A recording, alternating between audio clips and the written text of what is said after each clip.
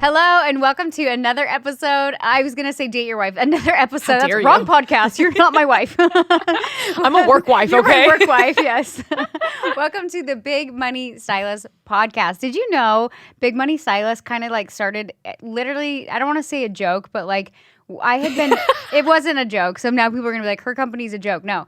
So I have been educating. I have had my brand Natural Beauty Rose for 9 years, almost 9 years now. Damn. And I know it's been a hot minute. And I was just doing like small classes, shadowing, that kind of thing. And then when everybody else started incorporating like other hand-tied systems and methods, and all of a sudden it was like starting, you could see things starting to get overpopulated, like on Instagram and social media and all this stuff. And I was like when I first was doing classes, they'd fill up really fast, and then it was getting harder and harder. And so I was like, oh my God, when did BMS really start? 4 years ago? 2016, May. Okay, so almost 3.5 years ago. Yeah, so almost 4 years ago. So I remember I'm like, okay, Garrett, he had been doing events, and he does a lot of like personal development coaching, things like that. And I'm like, we need to do something different with Natural Beauty Rose. Like, I can't just offer another hand-tied system. Like, we need to teach people how to be productive with this system and actually like implement it as a tool into their life. But really, I was more interested in people bettering their lives, you know, because none of us are perfect, you know, and the only path to grow is actually like putting yourself out there. And so I told Garrett, I said, I want you to come in. I want you to be a part of my education. I don't know what it looks like. And I'm like, but you're going to train on the business portion. He's like, we're calling it Big Money Stylist. And I was like, big money. And then like, Big money. he created a domain, and I was like, oh my God, you really called it Big Money Stylist? Like, that's like gangster. I don't know. Like what, I don't know what that is. That's dope, Garrett. Like, I don't even know why. And so anyways, it stuck for so long. And then as the brand started to evolve, we started calling it the business marketing and sales for Natural Beauty Rose, but I kind of like, we started to like Big Money Stylist. We named the podcast that. The students, I like it the still. students, the students will still say like Big Money Stylist, but we're like, no, like it's the business marketing and sales of Natural Beauty Rose. But anyways, welcome to the Big Money Stylist podcast.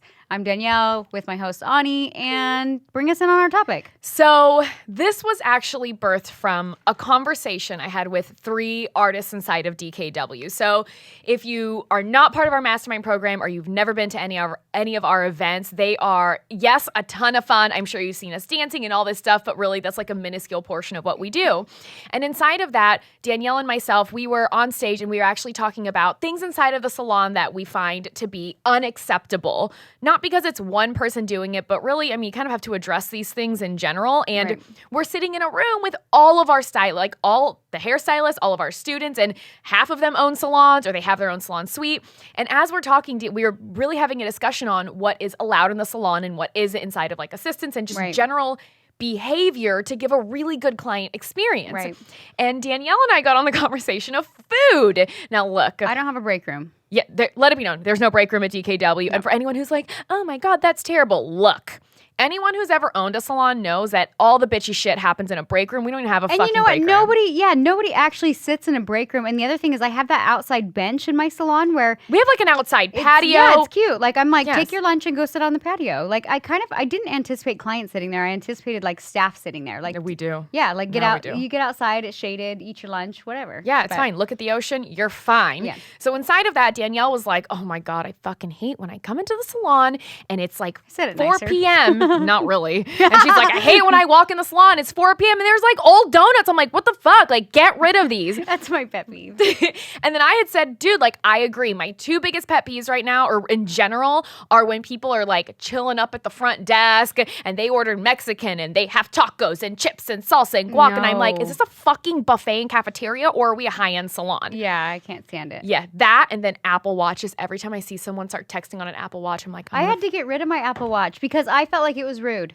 It is rude. I was like doing hair and I'm foiling and I'm like, 10-4, over and out. And then I'm like, oh, sorry. Do you know, we allow the assistants now. We allow anyone at DKW to have it. It has to be on airplane mode. Okay, good. It's too distracting. I think it's rude. And you know what? When I have clients that sit in my chair that have an Apple Watch, it gives me anxiety. And I'm like, I'm sorry. Are you timing me? I'm like, I'm sorry. Do you have to go? And they're like, oh, I'm sorry. No, I'm just texting my chat.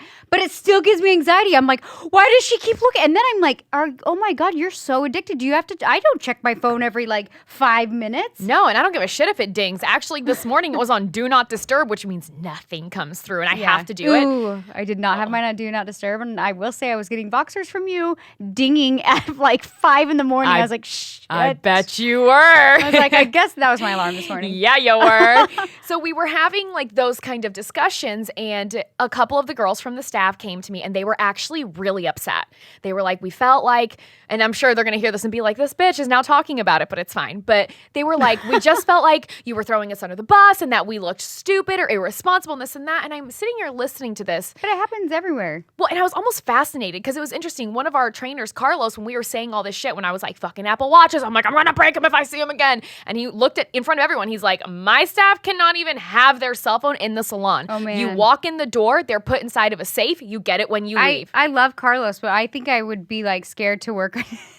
Actually, I worked at a salon similar at the beginning of my career, and I did all my own appointments via text on my phone. And the guy I'd be texting a client. He's like, you can't have your phone on the floor. I'm like, well, listen here, motherfucker. You're not doing my books. I didn't say that, but I was so pissed. And you're like, listen. So I had to go in the break room to text my clients because he didn't allow any cell phones on the floor. And then one time he called me in his office and he's like, you're just not smiling enough. You're like, you're right. I know. I was like, well, and I feel like that's actually something we're pretty lax with at DKW phones because we do so much social media. So it's not a big deal. Right. So I'm sitting here talking to 3 of the girls from our staff, and I'm hearing what they're saying. They're like, we just felt like we were thrown under the bus and we were made to look stupid, like we're shitty and this and that. And I'm like, you have to realize something. Me either. Yeah. Which part of me wanted to be like, go yell at Danielle. You motherfuckers eat donuts too. Which, hey, I'll be the first to admit, I will bring donuts in at 8 a.m. and I will eat that shit till 8 p.m. I will eat them. But just put it in the bag so you don't have like half chewed up donuts. Because are you going to offer a client that all of us have picked at? That's what bugs me is I'm like. Because we cut them. No, because I get it. When I said that in front of the group, I was throwing every single person under the bus because when I was working and there was donuts past like noon, I'm like, guys, just get them in the back. Or if there's Mexican food, I'm like, get it in the back. Which, look, it's apparently we only eat donuts and Mexican food. It's one thing to have donuts, but a full fucking Mexican buffet. Donuts are still gross. Here's what's gross about it is I'd come in at 4 p.m. and I'm like, no client, if you're going to have donuts, it should be offered to the client. No client wants a half broken off, chewed up donut. Hi, would you like a fourth of a donut? You know what? I took a bite out of that one, that one, that one, and that one. But this glazed one, I just licked. No, look, let me say, we don't bite them. We just cut off little portions. Still. I know, I agree. But so people aren't like, ew, they like donuts and give us a client. No, hold on. So anyway, so I'm talking Would you like a quarter of a donut? I'm talking We're a high-end salon, but you only get a quarter of a donut. Okay, but don't not that part. I wanted that one sprinkle. Yeah. Or hold on, wait a minute. That was my sprinkle. But inside of that, so I'm hearing what the girls are saying, and I understand where from their perspective, it could seem like apparently not you were talking shit, but I was talking shit. That's why I'm like, what the fuck? Go yell at Danielle about this. But I listened, and as I'm listening, I sat there thinking, and I'm like, it's fascinating because we have small MBR intensives where there's like 10 artists max inside of our mastermind. They come to BMS headquarters, they spend a whole day with me, and I've talked about assistants there. Yeah. And I've been honest, I've been like, never saying names. I'm like, but one assistant does this thing, and that's like, I fucking hate it. We've course corrected to this now, or this has happened and I don't like this. Or I'm talking even about peculiarities that I personally have as an artist. We have to share this, like as an education company, we have to share these problems that we have in our own salon so that we seem like somewhat relatable.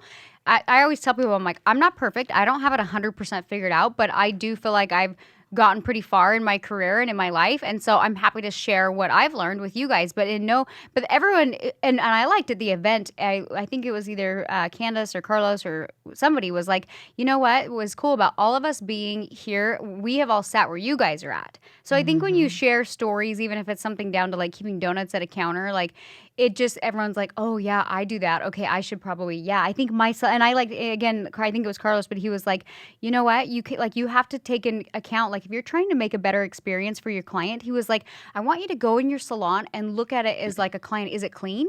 Is there like shampoo coming down your bottles? He's like, is there garbage out? Is there boxes out? And I was like, ooh, yeah. Like this is a bad comparison, but have you ever gone into like a sketchy nail place? And you're kind of like, ooh, it doesn't look, not sketchy, but like. I don't get my nails done. Okay, well, you're weird. Because they all look sketchy. No, but there's a few that I'm like, you do a damn good job. But I think every time I go in, the salon is like it just looks cluttery and gross, and I'm like, oh. And I think of that as a client, like I watch them clean their tools and do everything, but I look at the surrounding of the area and I'm like, it's kind of gross. Like, you guys need to like throw away some of your plants and the boxes, and it doesn't look great. And so I imagine, like, if you're trying to up your experience, first impressions are huge when a client comes in. Especially when you're offering a service such as hair extensions. It's not a $50 service. No, it's not a $50 service. It's in the thousands, and most hair services are anywhere from, like, I would say $40 to $500, and our start at, like, our maintenance alone is like $800. Yeah. So anyway. So inside of that, I was sitting down with the girls and we're just having this conversation. And basically what I came down to, I said, guys, you have to realize something, that BMS was initially created to help people. And this is something that I even just was talking to Danielle about. I'm like, she's never stood on stage and been like, you want to come see my multi-million-dollar home or my $3,000 bag? You can have one too. No one relates to that. They'd be like, fuck you and your bag and your house. Sometimes they still whatever. think that, but for sure. But I was explaining to them, part of what made BMS what it is was you and Garrett being so willing and open to be like, dude, we have fucked this up. Right. We were miserable. Our life was great, kind of, and then it went to complete shit. Then Garrett and I were shit. Then my career was shit. Then I was gonna leave him. So then I was like, I at this point really need to do things. Like, when you always share that you're like, we were selling furniture in the home to feed our kids. yeah. People see you now and they sometimes forget that that's where you came from, which is why I think those stories are so important. Well, I've heard people tell me, just like based on my Instagram feed, they're like, oh, it's too perfect. And I do love like good photos and that kind of thing. But if you go back to like the beginning of my YouTube days or any of that, like, I mean, and I've had a lot of people who have said too, like, I found you in the beginning and I've loved watching you like unfold. I've loved watching you progress. Like, that's like part of the fun, you know? And that's like one thing I stand for is just growth, you know, because I've seen it so much in myself and what it's done for myself. And so that's what we teach, is just like becoming your best self, as cheesy as it sounds. Yeah. And I was telling the girls, you know, the day that we try to pretend, like, people don't resonate with perfect because nobody's perfect. And I tell them, I go, I'm not perfect. I go, I'm an imperfect person just trying to be better. And that's, at the end of the day, all that we're really preaching and teaching, I guess, is, hey, we're all a little fucked up. Honestly, we are. We're exhausted. We don't eat enough. We don't get enough sleep, or we don't talk to our partners as much. We don't make plans with our kids. Like, we're a fucking asshole to someone we work with. Like, we don't meditate or read or do anything. There's a lot of things that we do that mess us up more than actually help us grow. But I think it's the ability to be able to be honest about those imperfections that not only have made BMS what it is, but has really created such a great environment of someone being able to be like, you know what? I'm fucking sad today. I'm so stressed. I'm in tears. I'm this, I'm that, whatever it is. Because I told the girls, I'm like, the day we stop doing that is the day it all goes to shit. Right. And I threw myself I even said, I go, have you guys, I go, do you not listen to any of, I go, in the BMS training and the mastermind training, at all of the events, I'm like, on the fucking podcast, Danielle brings up all the time. She's like, oh my God, Anya, remember when your photos were shit? And I'm like, yeah, I actually do. I'm like, I couldn't figure out the camera. Then I tried this, that didn't work. Then they were too gold because I fucked up another setting. Then they were blurry. And I have no problem admitting that. And there were even times when, Danielle, you were like, you are the lead trainer. Get it together. What the fuck? Well, I knew your work was good in person, and so I finally like snapped. I remember I was like, I can't handle it anymore. Like, you don't care about your photos. Like, I can see it. I'm like, and I know your work's good. So and it's funny. It's not that I didn't care. I legit couldn't figure out my camera. It's like I would try, and then we had a photographer come in, and then she's like, do these settings. I'm like, I'm going to do her settings. But there's times where like I can't figure something out, and I get to this place where I'm like, that's not an excuse anymore. Like, I think you hit that breaking point. I was like, Ani, I don't know. It could be your white balance. It could be this. I'm like, you have to figure it out. But you know what's so funny is I was thinking too, like, I built my brand on just like saying, hey guys, like it was when Instagram just started going and everybody was like, these makeup tutorials and everything was so perfect. And I remember I like was like, hey, I have really shitty toddler hair, like legit homeless, like it's like, I know this looks nice, but it's because I was committed to finding natural looking, like a method to look natural in my hair. Yeah. And that's how I started my brand, is like really exposing my vulnerability of even down to like, hey, I have sucky hair. And people still to this day will come to the salon and be like, oh my God, I love when you say you have toddler hair. That's how I feel. And it gives people permission to be like, hey, I'm not perfect, but that's okay. Like, what can we do? Like, even down to hair, like, what can I do to make myself feel a little more confident? Or what can I do so that I am, like, I'm sick of these toddler strands, like, whatever it is, you know? So even down to like something as simple as like, I don't like my hair, just being able to like, okay, well, what can I do about it? And to me, it's just a matter of being able to own it. Like, I'm not saying you don't have to berate yourself or beat yourself down or like make yourself feel shitty. But to me, if you ever want to make it past the point where you're currently at, you have to own your imperfections. Even Carlos, I wanted to laugh so hard. But when we were all on stage, we were all at the front of the event room, talking about the trainers came in to have like a trainer's training with me. This was, I think, like back in July, right before baby Isla was born. And Carlos, like, I remember one of my trainers started crying, like bawling. And I was like, you need to take a break. Cause she was like, Is it Amanda? Yeah, it was. I don't want to say her name, but yes, it was Amanda. She got so stressed over NBs because she's like, I know how to do them. Why can't I do it? I'm like, because now you're overthinking it. Just take a step back. So she was crying. And Carlos just kept looking at the mannequin going, I don't think I know how to do MBR anymore.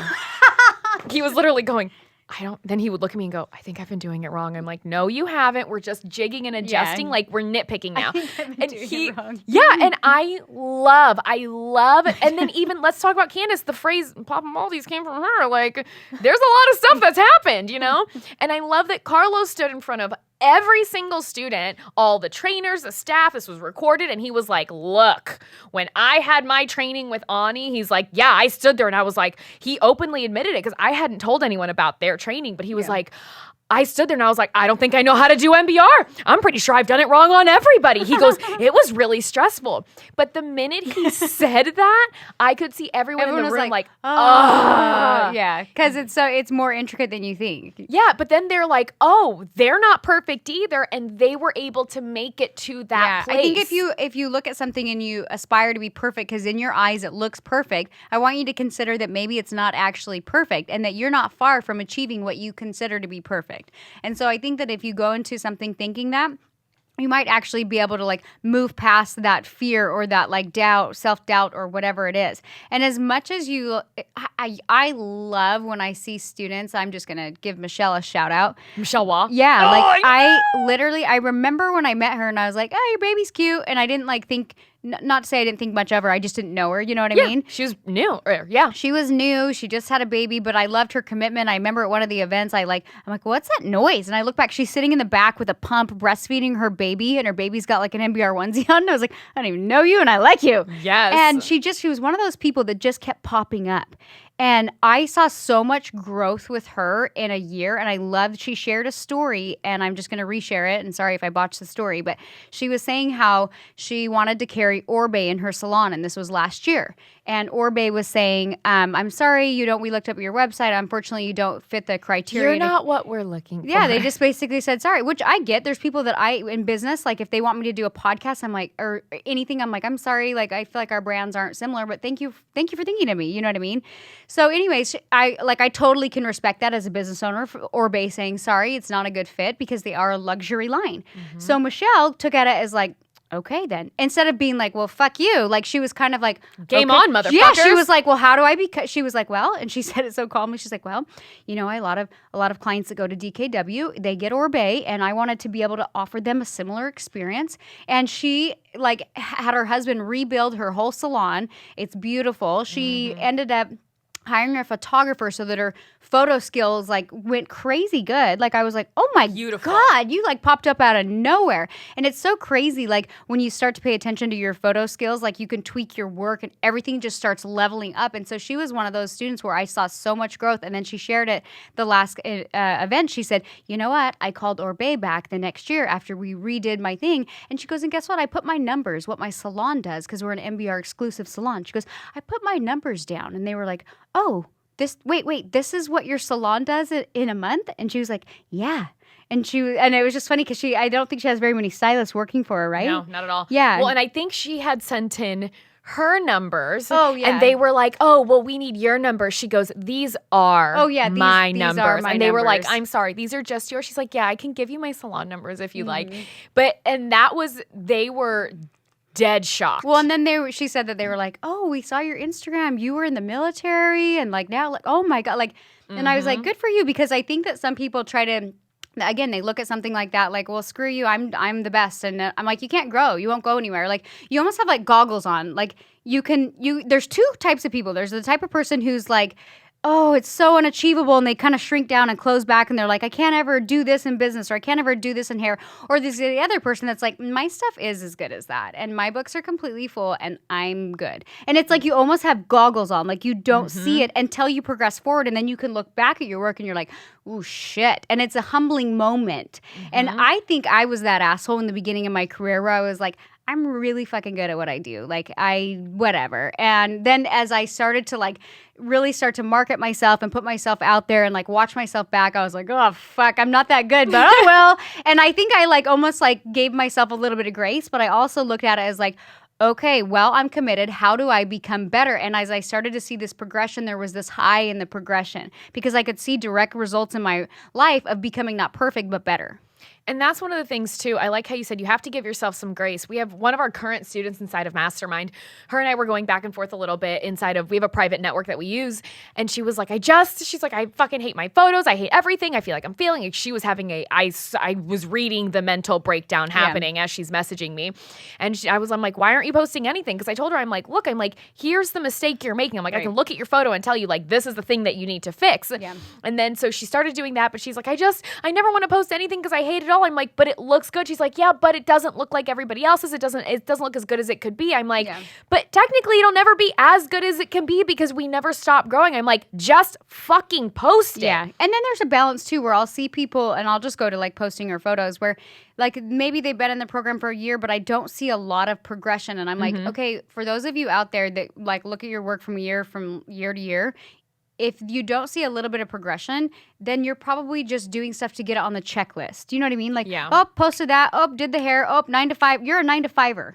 And I honestly, even like when I look back at DKW's, like the Natural Beauty Rose extension page, even a year ago, I'm like, shit, our photos are getting even better. Oh, yeah. Like every year it gets a little better and a little better and a little better. And every year I'm like, can't get any better. And then because I like commit to being like, what can we do? And I start paying attention to like every little detail like a psycho. I'm like, see that thing in the background? See that one piece of hair? See that split? Because it starts off as a general, like, photo looks good. And then once you're like, oh, I took a clear photo. What's the win? A clear photo. You start to see everything. Then what's the next thing? Oh, well, now I know how to take a clear photo. Oh, but it was too bright. Okay, well, I can take a focused photo. It's clear. It's not grainy. But shit, it was too bright. Okay, now I'm going to mess with my ISO. Okay, now I know how to take a clear photo. Now I know how to have the correct ISO. Oh, fuck, but now her arm is wonky. Shit. Okay. Or you might be like, oh, that color it could be better. Or like not even down like to one weird curl. But that's what I'm saying. That's why I try to stray away from giving people checklists of things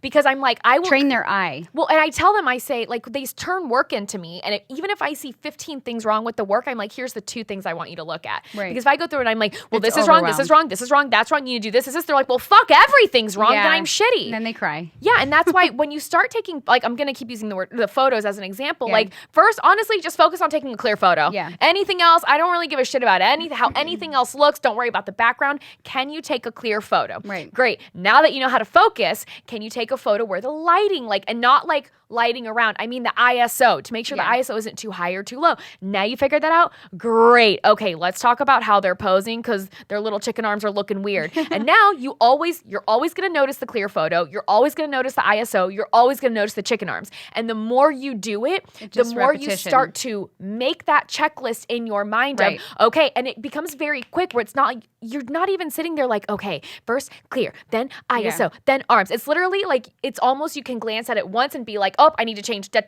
quick, change that, good to go. Well, even think about doing hair. Like in the beginning when I would do let's just say a full head weave with lightener or bleach, I fried the shit out of people's hair because I wouldn't pay attention to the porosity. I didn't look at like, can I pull it through the ends? It was literally, I was focused on the application, meaning like I was just focused on like getting the bleach on the foil. Yeah, and folding it and not getting bleeders. And then it was like, okay, well now I don't have bleeders. Okay, well now I need to pay attention to the porosity of the hair, and I probably shouldn't pull it through the ends right here. And now if you think about it, and most artists don't give themselves enough credit, especially experienced artists, every foil we do, we don't have to even think about it. We're like, feather here. We're looking at it and we know right where to feather it. We know how to feather it up. We know how much to saturate it based on how thick the piece is. We know how to fold it. We know how to, everything. You don't even think about it because you start to notice every little detail. And I can always tell somebody who's like a rookie in the game or doesn't give themselves feedback, even with like something as simple as like a full head highlight, is because I'm like, you have little baby breakage all the way up here because somebody is overlapping your lightener every fucking time. And that drives me nuts. And I'm like, if you have this, you don't blame it on the client. You don't say, oh, your hair is really fragile, honey. It just breaks off. No. You're the professional and you should know how to apply the lightener so it doesn't fucking break their hair off. And not only that, gosh, things like hooded dryers, like we don't even use hooded dryers at DKW. We have, I think. I was like, we don't? I did. Sometimes. No one uses them anymore. We literally just had a team meeting. We're like, who uses them? And we all stare at each other. We're like, good, no one uses them. Yeah, we just started formulating a little bit differently, and we prefer to use zero heat now. So it might sit on for another 10 minutes, but better to sit on for 10 minutes and to blow it the fuck up, and then all of a sudden it's melting off. Not saying you're melting off hair, but I was like, I like me a good hooded dryer, but I'm on it. I'm on it. Ooh, no. Actually, if I do a hooded dryer, it's usually just hooded dryer. It's just to get it started. I'm like, you know what? This is like taking longer, and this one's almost done. Put the heat on the back here for like 5 minutes. See, we'll hit it very quickly with a blow dryer, so it's very focused, like centralized heat. But the hooded dryer will really only hit like the crown area. Yeah. And if you need it somewhere else, it's not great for it. The point is just like knowing like how to assess the hair and being able to do whatever you need to do. Yeah, for sure. Well, and one of my clients who just came in, she's one of the girls coming to BMS Con 4.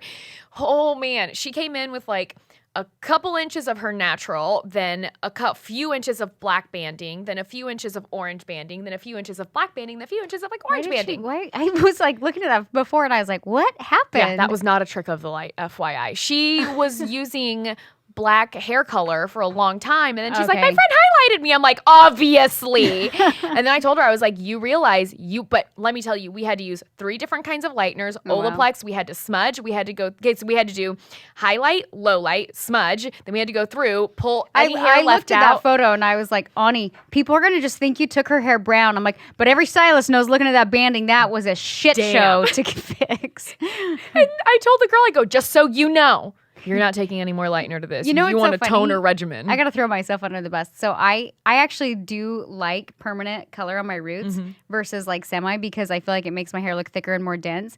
And I am guilty of like mixing color whatever's under my bathroom sink after like a half a glass of rosé. And then I end up with like permanent roots that are too dark or whatever. So I've been that client, and Amanda's always like, I'm taking all of your color away. I'm like, yeah, that's probably a good idea. And I've said, she'll take your color, and I'm like, we need to take your scissors. You're like, I cut my bangs by accident. I'm like, that wasn't an accident, Danielle. When you pick them up, you did it on purpose. I know, it's a true story. But no, I've left my hair alone now. It's actually getting pretty healthy. I'm very proud of you. Good for you, finally. Thanks. But the point is, guys, it's okay to not be perfect.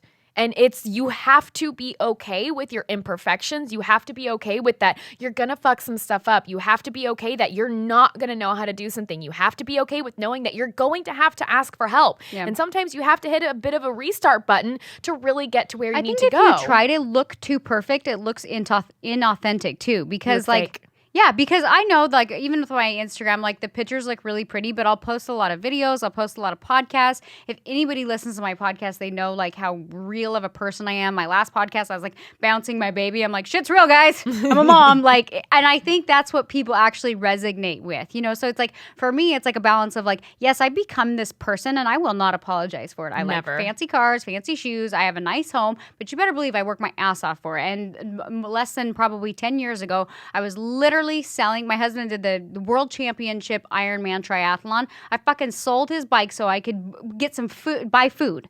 Literally, I wasn't doing hair. I had just had my second baby, and I was like, babe, I need money for the bills. He's like, oh, I haven't been paying the bills for a while. And I was like, babe, I need money for food. And he was like, and you could see the stress and the panic in his eyes. And I was so fucking pissed as a wife at that point that I was like, cool. And I think I sold some of my jewelry, and then I was like, I'm selling your bike. And he was like, okay. Yep. And I got like $2,000 for it. I mean, he had like the fanciest tires and everything. It was like when the market was good, and he was in mortgages, and he like bought like the most ridiculous Ironman bike. And I was like, I'm selling your bike. I'm sorry. That's where we're at. Like Garrett. So, but that's the thing is like, I like have worked really hard to get to where I am in my relationship and my business and everything else. So I feel like I'm a balance of like, hey, I like nice things and I've worked hard for it, but guess what? This is where I started from, and I'm not going to apologize for either side of me. And because and I always aspire to do more. Like even where we're at, I think is amazing, but I feel like I'm still not done. I'm like I'm not opposed to having a second home. I'm not opposed to having a yacht. I'm not opposed to, and I know I'm just talking about things, you know what I mean? But dude, to be real, I'm about to spend $3,000 on a puppy, which might not be a lot for a puppy, but you've seen him. He's real fucking cute. And I know someone would hear that and be like, what the why? And I'm like, because I can, and I've earned to have the best friend I've always wanted. So you know what I'm going to. I loved when so it was 2 years ago. I had a little Mini Cooper, and Ani had just moved here. Was it like 2-3 years ago? Do you realize it's 2 years next week? Okay, so 2 years ago, it was only 2 years ago, but I had this little Mini Cooper convertible. That's my dream car. And Ani is like, that is my dream car. And I was like, oh, why don't you just take it?